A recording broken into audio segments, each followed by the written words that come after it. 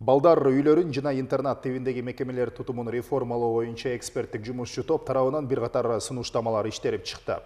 Анын алкагында балдар үйлөрүнүн санын кыскартуу, ар бир бала үй бүлөдө чоңоюуга шарт түзүү жана алар менен иштеген социалдык кызматкерлердин санын көбөйтүү сунушталган. Сунуштамалар президент Сооронбай Жээнбеков, Балдардын укугун коргоо лигасы коомдук фондунун жетекчиси Назгүл Турдубекованы кабыл алган учурда талкууланды. Бул тууралуу Самат Асипов.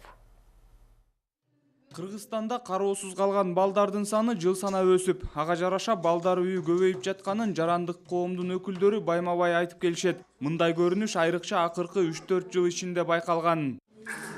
Президенттин аппаратынын алдында түзүлгөн жумушчу топ 3 айдын ичинде мына ушул балдар үйлөрүндөгү жана интернаттардагы абалга анализ жасашкан. Анда балдар кандай себептер менен бул мекемелерге барып калганы талданып, түрдүү эл аралык донорлук уюмдардын Кыргызстанда балдардын укуктарын чектеген балдар үйүн жана интернат тибиндеги мекемелерди ачууга жол берген мыйзамдар да каралып чыкты. Изилдөө өткөрүп чыктык. Көп учурда жетим балдар үйлөрүнөн чыккан, интернаттан чыккан балдар деген көп учурда окчам болуп чыгат. Анан билими дагы төмөн болуп чыкпайт. Толук кандуу мындай үй бүлөсүнүн чөйрөсүндө чоңойгон баланын мындай толук кандуу аны мээрим ата энесинин мээриминде чоңойгон бала деген сезими да башка болот, ден соолугу да башка болот. Эксперттик жумушчу топ КМШ жана Европанын айрым мамлекеттеринин тажрыйбасын да талдашкан. Маселен, Молдовада ири реформалардын алкагында 6 жыл ичинде кароосуз калган балдардын саны 15 000 балага кыскартылган. Анда балдарды альтернативдик фостердик үй бүлөдө тарбиялоо ыкмасы колдонулуп, мындан сырткары балдарды асырап алууга берүү же 10 баладан ашпаган балдар үйлөрүн түзүү ыкмалары колдонулуп, мына ушундай жыйынтык чыккан. Назгүл Турдубекова Кыргызстандагы балдар үйлөрүндө орун алып жаткан алешемдиктерге токтолду. Ушу интернаттарга деген өкмөт тараптан 500 миллион сом жыл сайын бөлүнөт экен деп. Бир балага деген бир айда 14 000 сом бөлүнөт экен интернатта багыш үчүн. 30% баланын тамак ашына кетет экен, калгандыгы толук кандуу ошол сотрудниктерге кетет экен. Мисалы 120 баланы багыш үчүн 50-60 сотрудник иштейт экен да. Президент Сооронбай Жээнбеков эксперттик жумушчу топтун сунуштамаларын колдоду.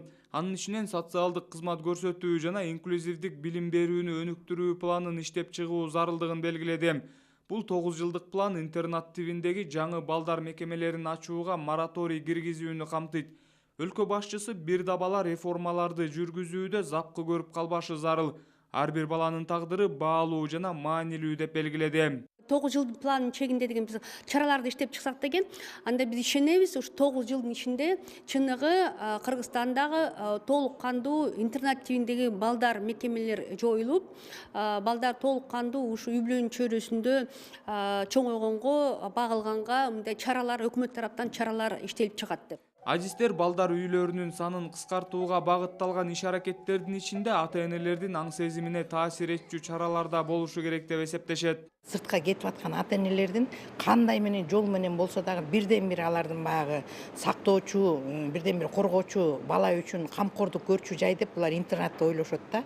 Ошол интернат гана менин баламды сактап калат, менин балама ошондон камкордук алат, ошондой тарбиялайт деген ой биздин ошол мигранттарда ушундай ой пикир сиңип калганда, ошол себептүү алар ар кандай жол менен болсо дагы мектептерди интернатка берип атышат. Эксперттик жумушчу топтун сунуштамаларынын бардыгы өкмөттүн кароосуна жөнөтүлүп, интернат тибиндеги балдар мекемелеринин системасын реформалоо боюнча тиешелүү жумуштар министрлер кабинети тарабынан жүргүзүлөт. Сунуштамада ата-энелердин жоопкерчилигинен тартып, бала асыроого чейинки көйгөйлөрдү комплекстүү түрдө чечүү зарылдыгы белгиленген. Самат Асипов, Бактурсун Дүйшөнбеков, Коомдук 1 канал.